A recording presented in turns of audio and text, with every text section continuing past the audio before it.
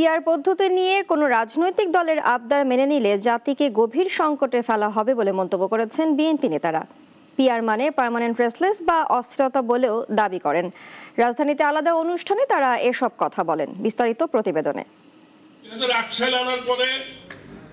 Bangladesh nationalist British law students অ্যালায়েন্সের 15 বছর পূর্তি উপলক্ষে রাজধানীর সুপ্রিম কোর্ট মিলনায়তনে আয়োজন করা হয় সেমিনারের। এতে বিএনপি নেতারা অংশ নেন।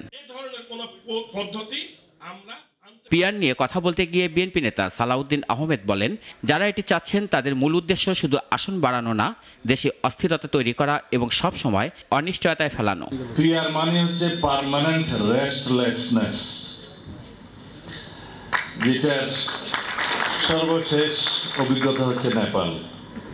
যারা আইন, কানুন, সংবিধান এবং লিগ্যালিটি মেনে রাষ্ট্র পরিচালনা করতে চায়, করা উচিত, তাদের প্রতি আহ্বান করব, কোনো রাজনৈতিক দলের অরাজনৈতিক, অবৈধ, অসাংবিধানিক, ইললিগ্যাল যে কোনো রকমের আবদার মেনে এই জাতিকে সংকটে ফেলে দেওয়া যাবে না।